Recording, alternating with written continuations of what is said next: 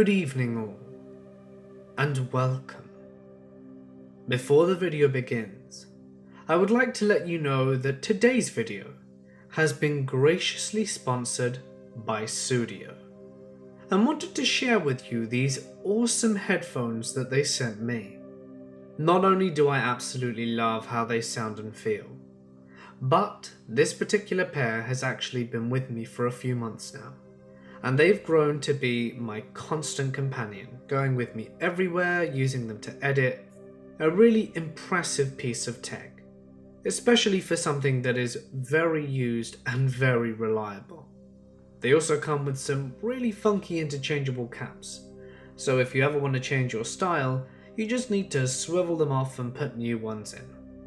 Now, if you're interested in getting your own, all that you need to do is go to sudio.com and punch in the code MortisMedia15 to get a sweet 15% off at checkout.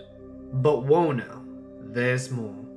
Sudio have also told me that for those of you using this sweet deal, you're also going to get some free minimalistic coasters.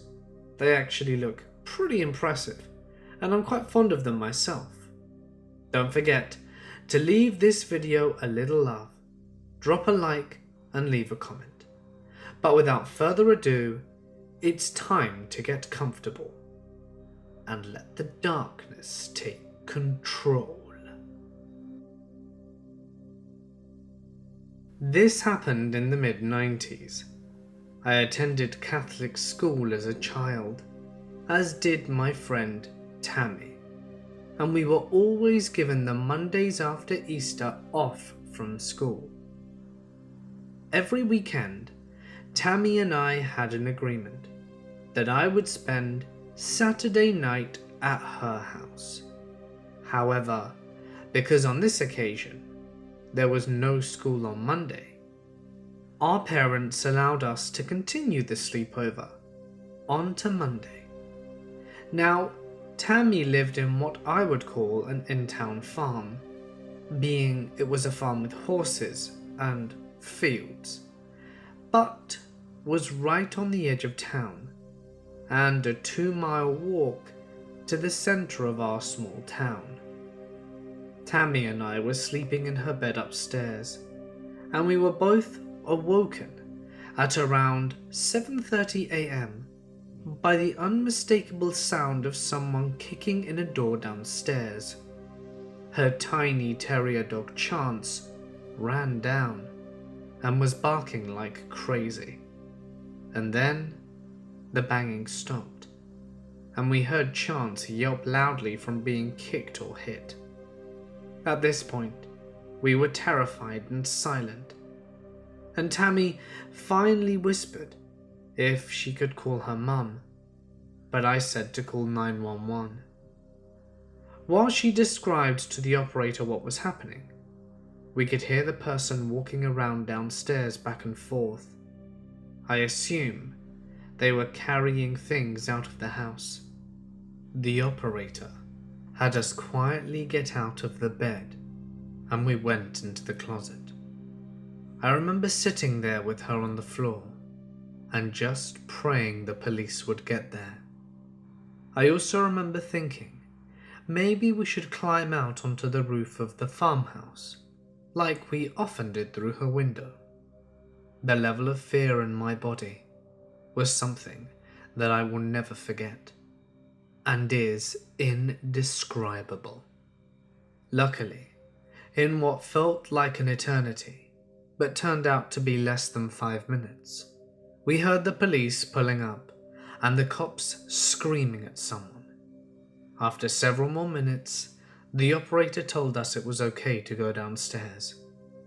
I'm not sure what loss of communication there was, but when we walked down the stairs and around the corner into the kitchen, 5 cops stood there with their weapons pointed at us.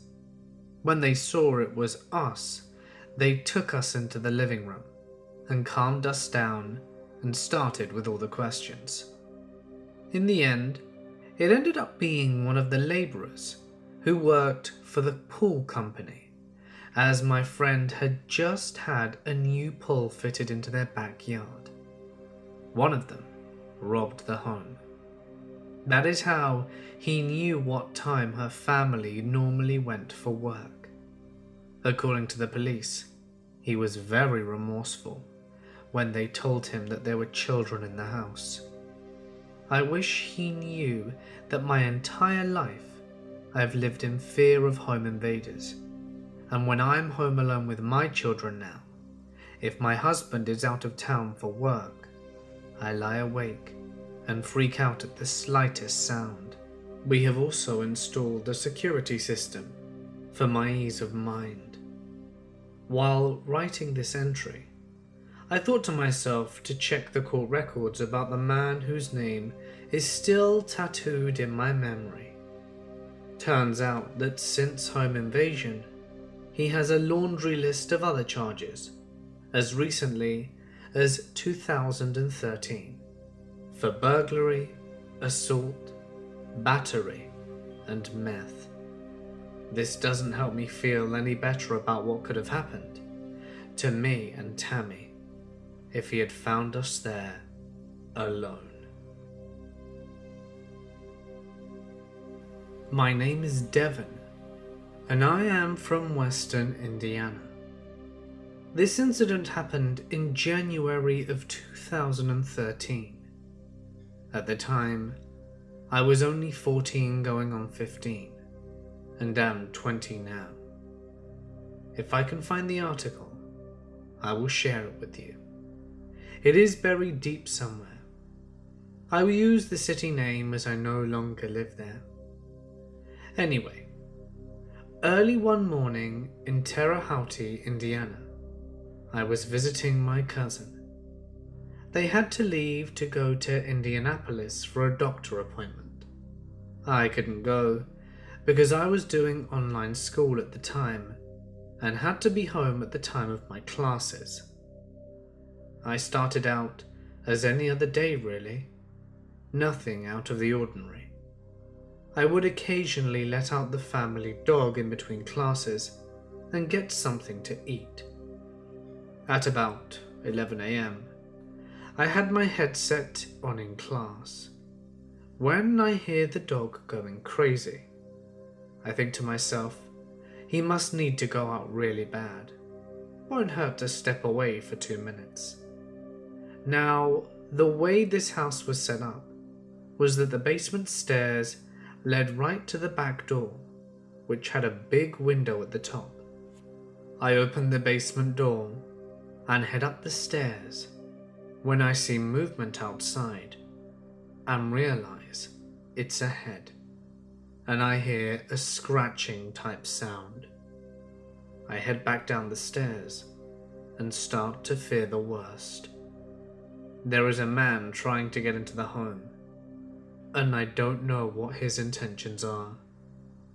Eventually I hear 2 very loud bangs, and the back door gives way. I had no cell phone, and I looked over to see, and I didn't have a home phone downstairs. So there I was, completely vulnerable to whoever was in the house. I then hear the dog go quiet, but I hear loud boots stomping on the wood floor above me. After about 2 minutes, in utter paralyzing fear, I decide to try and run out of the back door. As I try to move up the stairs, I hear the man heading towards the back door, and I see him throw a pillow sack full of our valuables towards the completely busted back door. I head back down and decide not to risk detection. All I hear for the next 15 minutes is loud bangs and things being thrown on the floor. What I am about to tell you is the absolute worst part of this experience, and is one of the main reasons I developed PTSD. I start to hear the boots stomping down the stairs. At this point, my worst fear is that this man is either going to kidnap or kill me. He opens the door and finds me hiding behind the desk. He then proceeds to give me the most dead stare I have ever seen on a person's face and slams the door shut. Then, he books it out the same door he came in and left everything behind. I shakily head upstairs and find him gone, and the house looking like an EF3 twister had come through. Chairs were moved, tables were tossed, even the couch was upside down. The master bedroom had things thrown about, and I was about to call my family, who called the police. It turned out he was one of a duo in a string of about 7 burglaries in the city. They were later caught by police after a homeowner spotted their vehicle in his driveway and blocked them in. A few months later, after I moved, detectives followed up with us about the case, and I was able to ID the man that came into my home. They were found guilty on all charges. One of them even rode with a police officer to show which house they had hit, and they pointed to ours. He then told the officer, "I remember that one the most, because I saw a kid in there." I don't know how much jail time they got, or if they're even still incarcerated. My anxiety hasn't gotten any better, and I hope to continue down the path of getting into law enforcement. This not only serves as a nightmarish reminder, but as motivation to continue to chase the dream of being an officer. Needless to say, I conceal carry now. So, I was living in Venice, California, about a year ago. I lived in a 4-bedroom apartment with 3 other ladies, all of us in our mid-20s. The apartment setup is pretty complicated. Our apartment is a standalone building, and there are 2 other standalone apartments in front of ours, side by side. This forms a small private courtyard for our apartment, not accessible to the neighbours. My bedroom and my roommate Jesse's bedroom both have a large sliding glass door that opens onto the courtyard, and the front door of the apartment is accessed from the courtyard as well. In order to get into the courtyard, you have to open a spike-topped lock gate, walk down a pathway between the 2 apartments in front of us, and then open a locked door to go into the courtyard. The courtyard is enclosed by 12-foot cinder block walls, and on the other side is the neighbour's gated narrow side yard/alley, and a few side yards beyond that. So basically, the building is completely blocked in and very hard to access, and requires 3 different keys to gain access to the actual apartment. This isn't a great neighbourhood, but we felt pretty safe when we moved in. About 2 months after we moved in, it's 6 AM on a Sunday, and we are all home and asleep in our rooms. Jesse's boyfriend is asleep in bed with her, and I have a new guy over for the first time as well. Jessie has a 60-pound dog, and she leaves her sliding door partially open at night in order for the dog to go in and out. Keep in mind that we're inside 12-foot walls and are completely enclosed by other houses and apartment buildings, so those walls themselves aren't even accessible by anyone but our immediate neighbours. So leaving this door open does not seem risky at all. I mean, seriously, someone would have to be incredibly dedicated to have intimate knowledge of the layout of the place to pull off any sort of successful robbery. So leaving the door open felt safe. So it's 6 AM and Jessie's dog starts barking.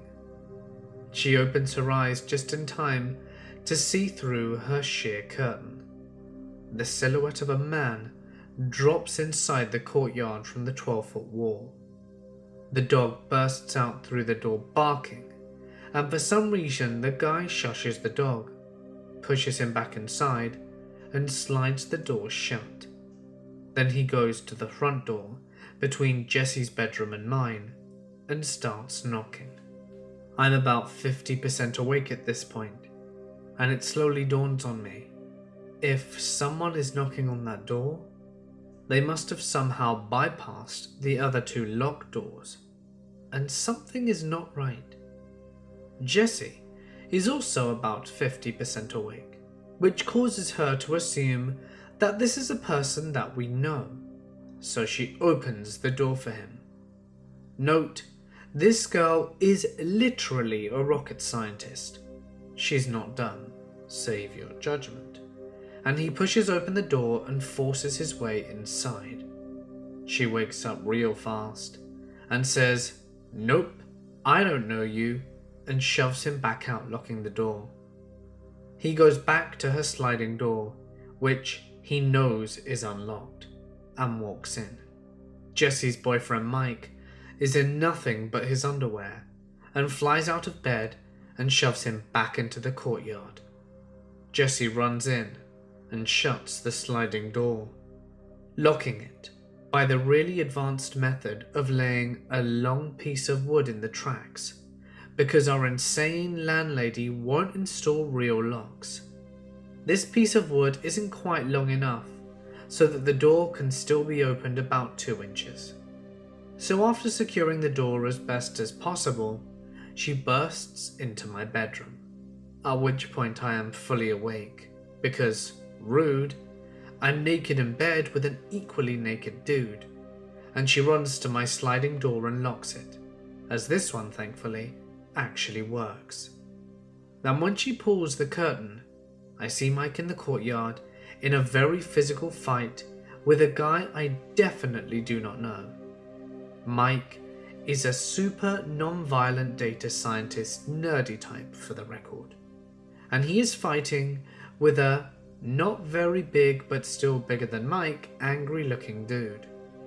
Mike is on the ground getting his face pummeled into the flagstone, and the dog is running around barking but otherwise being pretty unhelpful. Mike is trying to reason with the guy, saying, "Hey, we don't want any of this. Can you just leave and it'll be fine?" And the guy just stops long enough for Mike to grab his arm and push him off him and jump up.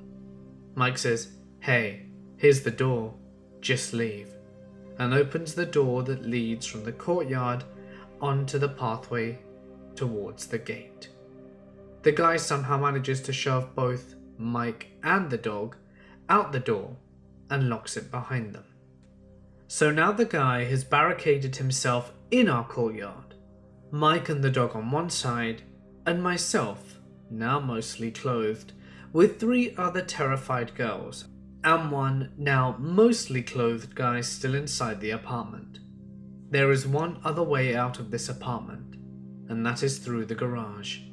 Except it turns out our landlady is pretty incompetent with locks in general, so the garage door is brilliantly set up such that the lock is only accessible from the outside.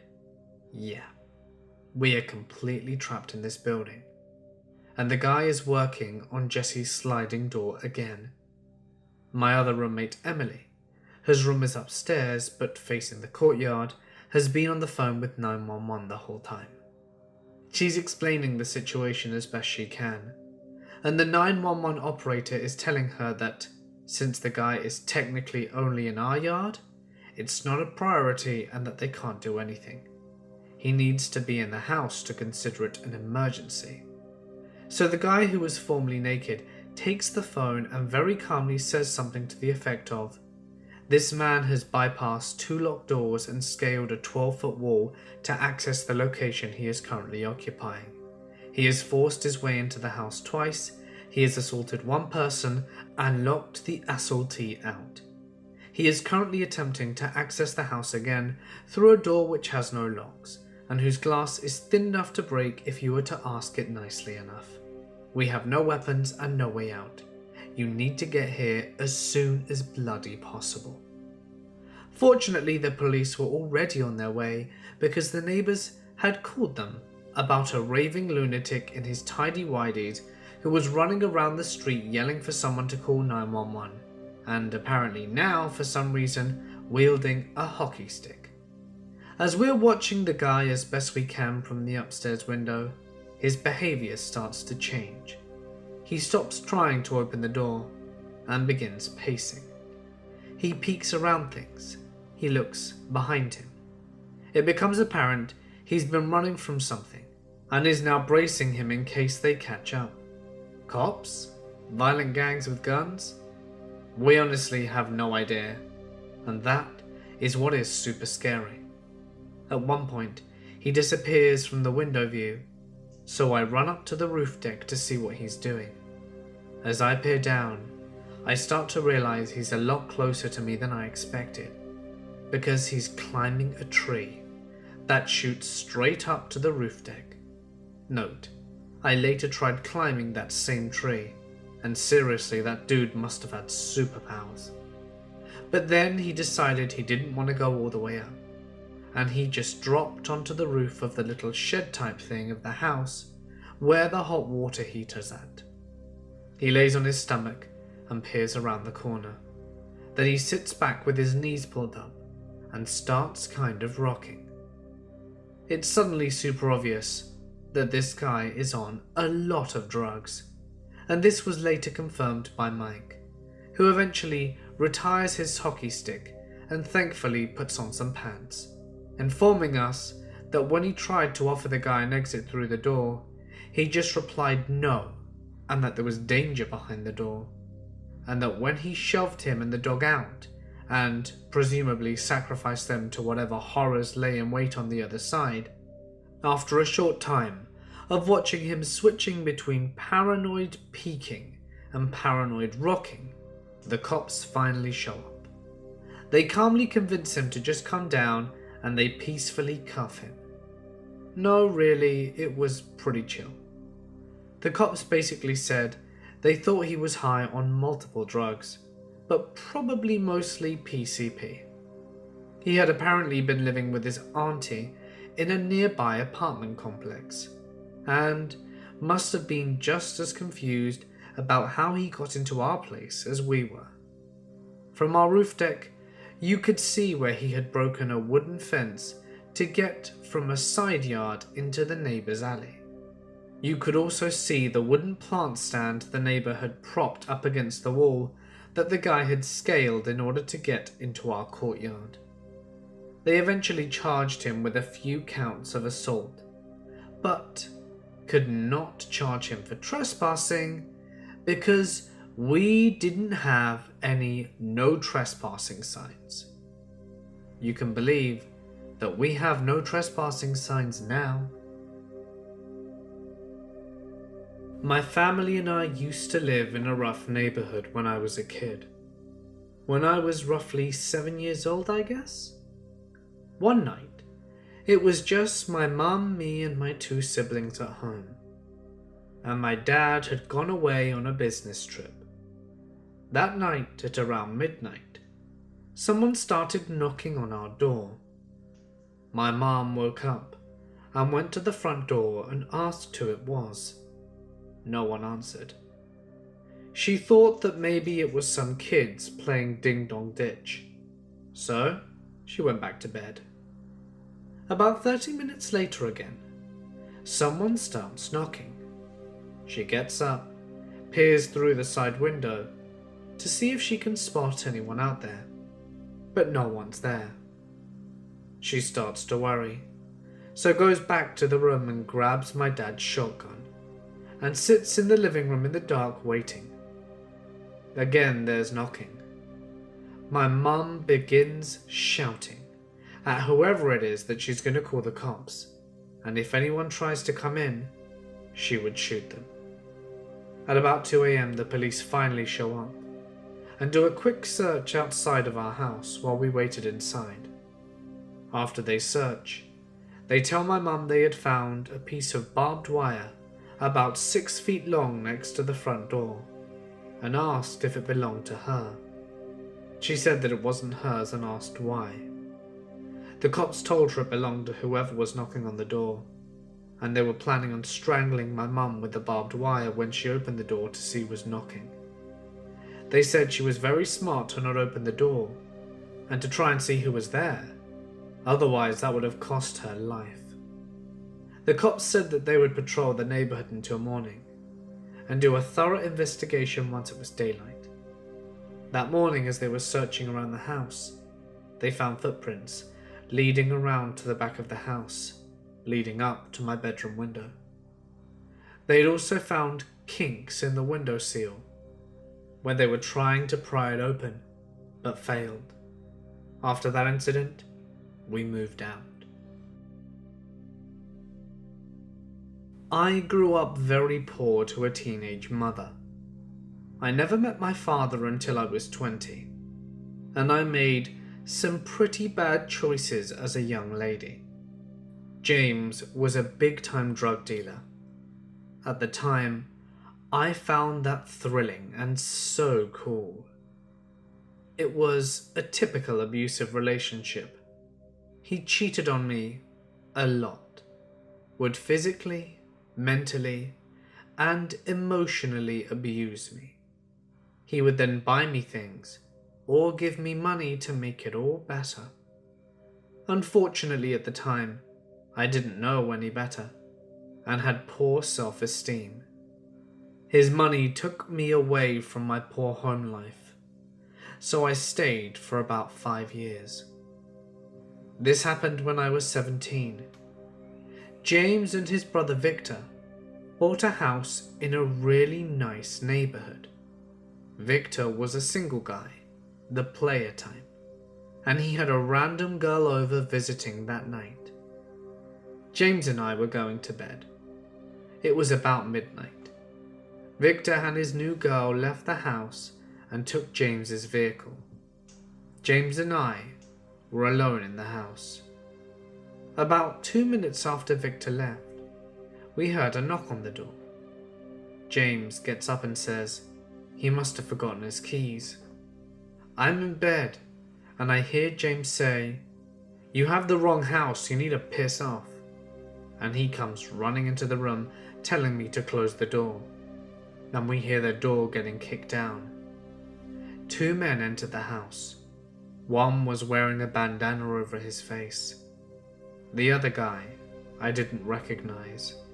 He wasn't trying to hide his identity. They started kicking down the bedroom door, as we did our best to hold our weight against them. We were screaming and begging them to leave. At one point, the bandana guy got his arm and leg through the door. I made eye contact with him, and he dropped his sawn-off shotgun. I reached for it, and he seemed to back off a bit, and the other guy grabbed the gun. Out of fear, I couldn't recognize him, but I felt something in the stare that he gave me. We thought they were after drugs and money.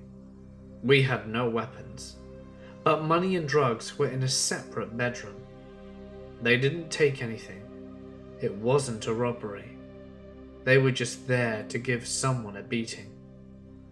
James was on the phone with the police the whole time this was happening, and the guys took off, and it was time to check what they took and hide the drugs. The police came, and we noticed a bullet hole in the wall in the bedroom directly besides the room we were in. I found out later it was because Bandana Guy hit the gun out of the other guy's hand, and he tried to shoot me through the door.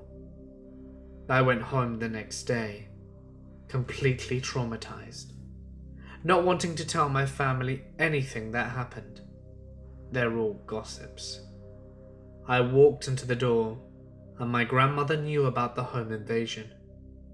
My family knew that James was a drug dealer, and they weren't concerned. I thought at the time someone who James knew must have known someone in my family, since she said a female cousin told her. My cousin Anthony's wife called me saying, "Anthony wants to say sorry, but you weren't supposed to be there." Again, I was dumb and assumed someone in the thug world told them, as we lived in a small city.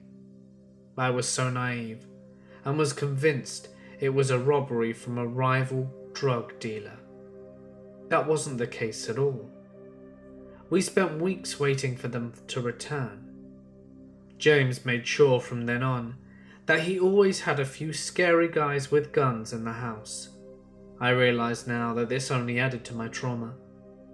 A few months after this happened, I am at James's house reading the newspaper, and I see my cousin Anthony and another guy in the most wanted section. The other guy looked vaguely familiar.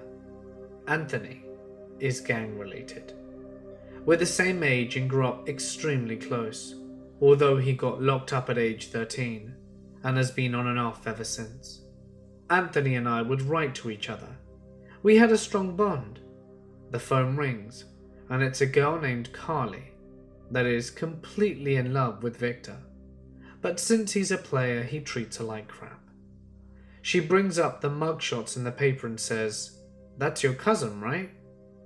She confesses to me that the home invasion was because of her.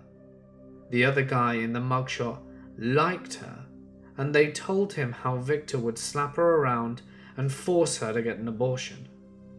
My cousin Anthony was his friend, and they made her tell them where Victor lived, and they watched the house until they saw what they thought was me and James leaving. She was apologizing profusely, begging me not to tell James. I didn't. I knew if I told him, he would have her shot. Also, because it was my cousin, I assumed I would get some blame, or have to show James thugs where my cousin lived. Regardless of what he did, I'm stupidly loyal to my family. I've seen Anthony at a family function a few years later. He said sorry and that he loved me, and that it wasn't his fault. That was 13 years ago.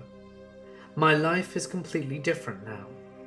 I am an upstanding member of society, but I still feel a lump in my throat when I talk about it, and I can't go to a gun range without having an all-out panic attack.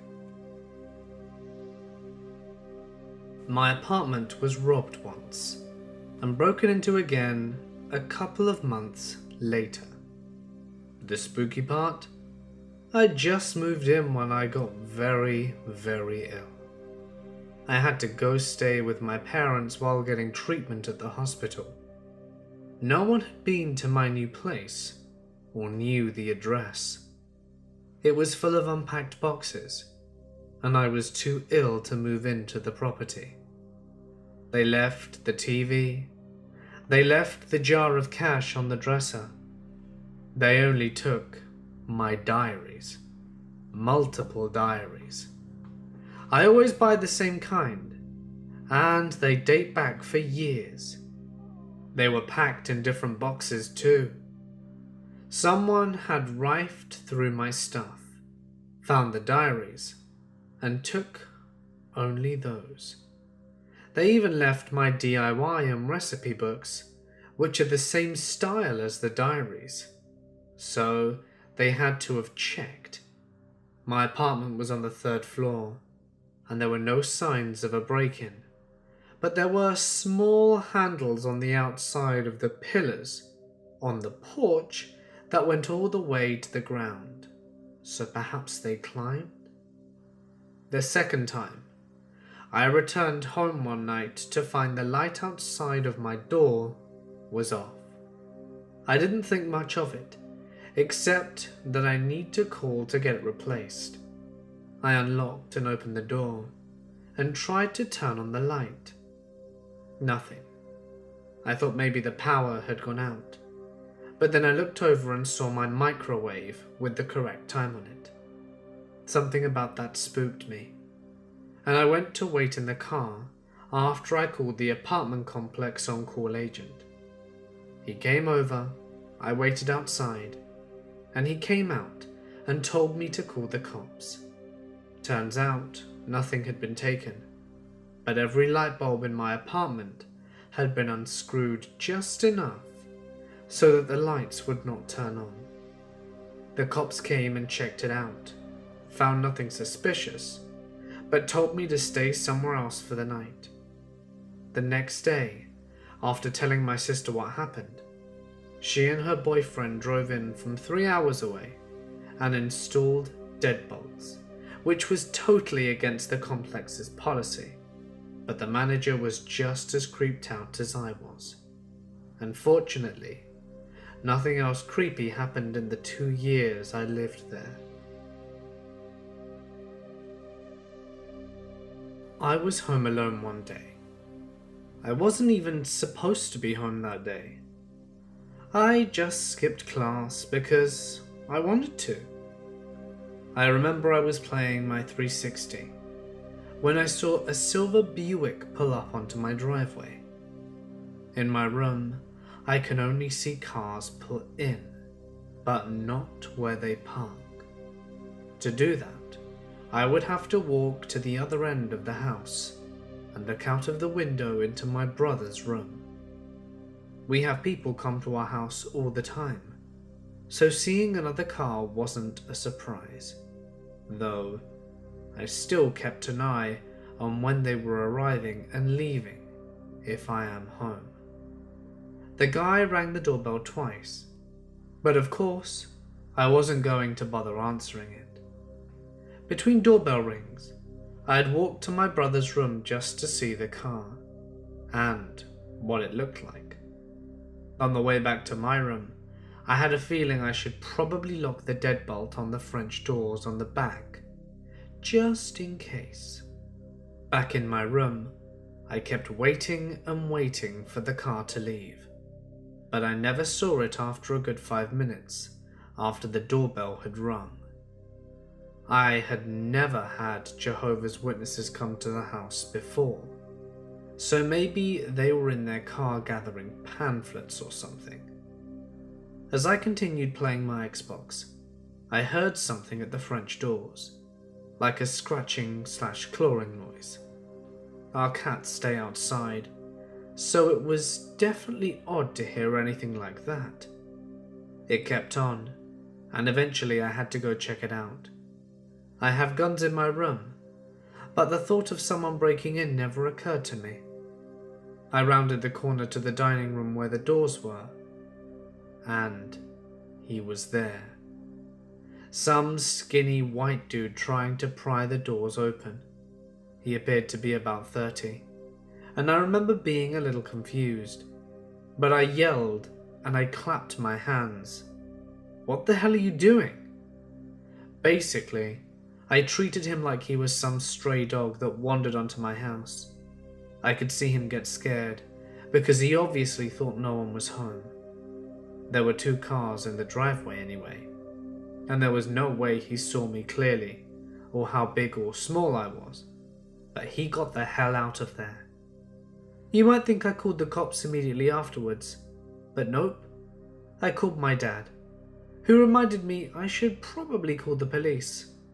They never caught him, but often I wonder what would have happened if I'd have gone to school that day, or more importantly, left the door unlocked. I live in England, in a small town with about 1,000 people. We are located in the deep countryside, and crime just doesn't happen often, apart from the odd stolen bike. I suppose we are quite relaxed about home security, and will often leave the door open all day in summer for the dog to walk in and out as he pleases, leaving the cars unlocked, and even the house sometimes never with any problems. Maybe our naivety played a part in this story. It is important to explain that my kitchen backs onto a public footpath, which in summer is extremely busy with people walking their dogs. They can look straight in the many windows from the footpaths into our kitchen. Now, With the setting explained, I will get on to the story. I was 16 at the time. This story was a couple of years ago. I had taken my dog out for a walk mid-afternoon, like I did every day. I grabbed his lead and locked the door and took him out for about an hour, through the fields that surrounded my house, and then came back. When I came back, I opened the door and placed the keys on the kitchen table and went on with my day. Later, my mother asked me if I had seen the kitchen door keys, and I explained that I had left them on the table. She went and looked, and they weren't there. I then doubted myself, thinking maybe I didn't lock the door when I left, and I dropped it on a walk, although I was certain I could remember leaving them on the table. I didn't think much about it, thinking that it would appear in the house, and if it didn't, I would most likely find it on tomorrow's walk, as I always walk the same route. A couple of days went by, and the keys still weren't found. I searched the house and my walk route, but it couldn't be found. I found it strange, as I could recall putting it on the table, but assumed I had imagined it, and I must have dropped it. Luckily, we had another key, and went on using that key for the door instead. About 4 days after losing my keys, which didn't just have the kitchen door keys, but also had the front door keys on, myself and my mum were disrupted from watching the TV by our dog barking like crazy in the kitchen. This was very out of character for him, as he only normally barks in the day when people walk past the kitchen.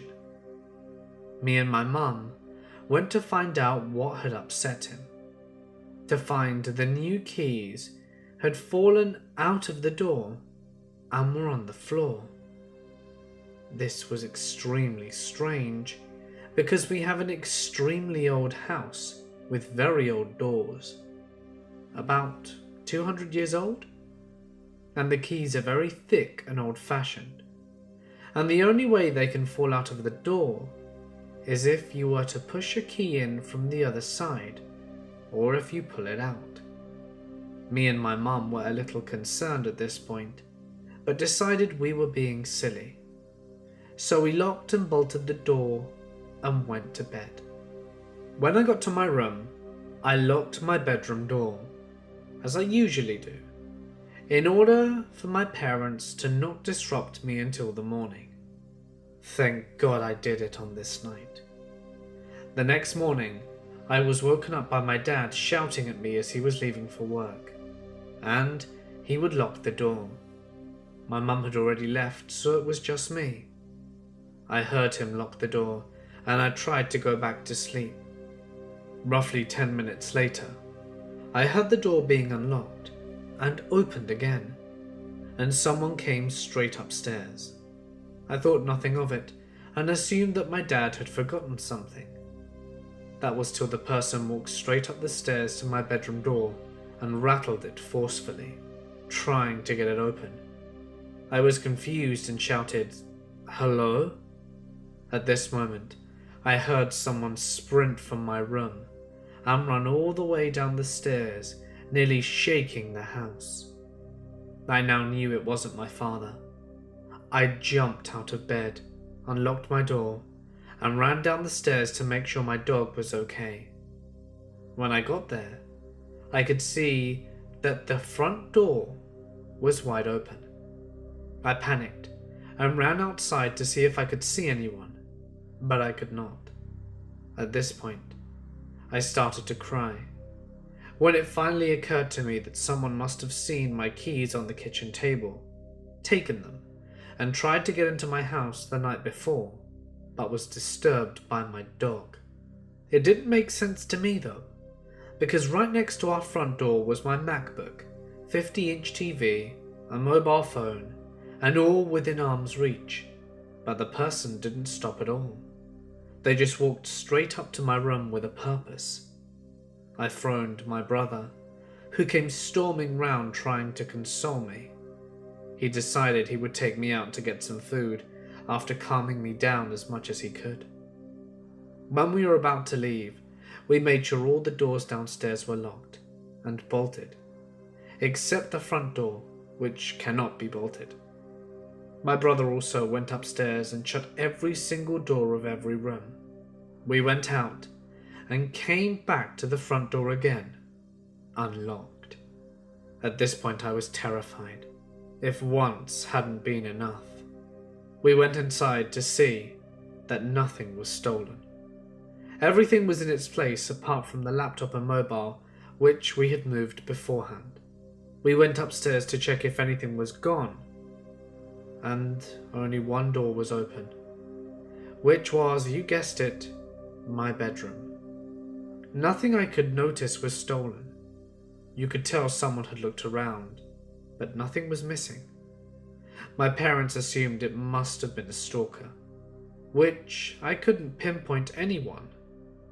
Being a teenager with red hair, and my looks have always given me, and still to this day, some unwanted attention, especially from creepy men, which is what I will try and put this encounter down to. We changed the locks on all the doors and added extra bolts. We've never had any issues since, but I'm still terrified of being home alone. It terrifies me to think what this person's intentions were and how persistent he was at breaking in. I'm so glad I had locked my bedroom door that day, and the intruder hadn't barged into myself. When I was in high school, I used to be the only person in the house for around an hour or so. Normally I'd stay downstairs for a bit, eat a snack, and eventually make my way up to my room. One day, I came home and did the usual routine. And when I went upstairs, I discovered that my room had been absolutely trashed. My bed, which was normally up against a wall, had been moved to the middle of the room. And my clothes, including several pieces of underwear, had been strewn about, some of it laid on my bed. Drawers were out of the dresser. Really, the room had been completely gone through. Considering I was a teenage girl, was home alone, and not a single other thing in the house had been touched, this was by far the scariest thing that I have seen. I was probably 7 or 8 years old. As a sheer coincidence one night, my older sister's bed broke. I had a double bed, so my parents told us we had to share for the night. No big deal. At about 2 a.m, my sister shakes me awake, saying she needed to go to the bathroom.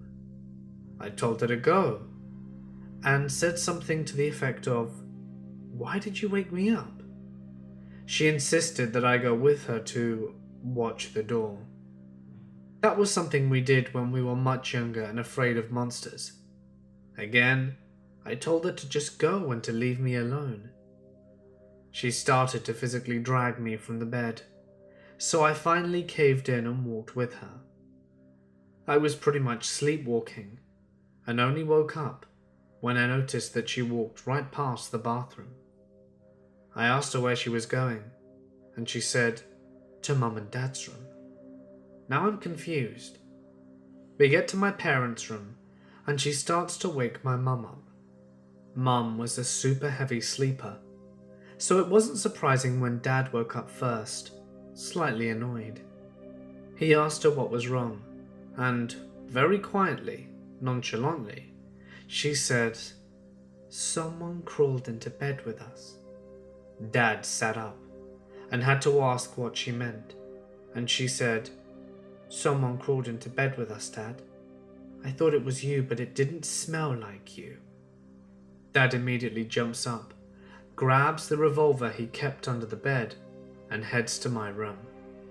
I thought my sister was full of shit, until my dad flipped the light in my room and sure enough, there was a man laying in my bed. That woke me up. Dad put the barrel to his forehead and asked, "What do you think you're doing in my son's bed? You better think really good about what you say next." The guy was clearly confused and looked like he was about to crap himself. He rubbed his eyes and started swearing to himself. By now, Mum had called the cops and the sirens were getting closer, and Dad tells the guy to get up and walk to the kitchen, all the while at gunpoint. The cops arrest him and haul him away. Apparently, what happened was the following. He was a high schooler who had attended a party a few blocks away. He got drunk and started walking to his grandma's house. Her house was north, he went south. He got to our house thinking it was hers, tried the locks, and got mad thinking she'd locked him out. He punched out the window in the back door, unlocked it from the inside, and made his way to his room to sleep it off. Thankfully, my parents were pretty cool and didn't crucify the kid. They just made him pay for the door and requested he attend rehab, which he did. Still, not a great way to wake up. I live in a loft in a downtown area, next to a few bars. The entrance to the building is a side street, unmarked door, randomly placed between businesses. It usually goes unnoticed. It opens directly to a staircase leading to 3 apartments here. It's been a constant fear that drunk people from the bars mistakenly make their way into my foyer. Back in October, I had the shock of a lifetime. It was about 3 a.m. on a work night, and I woke up hearing 2 very distinct voices coming from my living room area. I have 2 friends who have keys to my place in case they are in the bar and need to sleep it off, but neither voices sounded like them. Then I hear what sounded like eerie violin. I thought true drunk people had broken into my apartment and I guess decided to watch a movie or something. I was freaking out trying to figure it out. I just hid and hoped it would go away. Finally, the sound just completely disappeared, which was just as disheartening. I didn't hear any footsteps, so it made me think they grew aware of my presence. I grabbed a weapon that I kept next to my bed and slowly crept towards the living room. Nothing was there. It was pitch black and everything was turned off. Turns out my neighbour who owns the film studio I live above pulled an all-nighter editing his entry to the Halloween horror film contest that he hosts every year. He was reviewing his film and accidentally paired with my soundbar instead of his own. He played the audio very loudly to a horror film to me in my pitch black apartment at 3 in the morning. Hey guys, it's Mort here, and thank you so much for listening. I hope that you enjoyed tonight's video. Sorry about yesterday and the confusing nature of what happened. So, just to explain it to you, yesterday I uploaded a compilation video. I've had a pretty busy week. I've been trying to do a lot of things, and although I have been successful in some of my endeavours, I haven't managed to finish absolutely everything, although today I made a big break and I feel really happy about the work I've done, which is great. But anyway, yesterday I was really busy and I put together a compilation, and little did I know that I accidentally split one of the stories in the compilation in half, which was pretty silly. And then one half of the story was like towards the start and then the other half was towards the end. So for those of you who commented on the re-upload, what was the mistake? Well, that was one mistake. And apparently a mistake I didn't even notice was, again, like a story in the middle of another story, which I didn't pick up on when trying to finish it. which is a shame.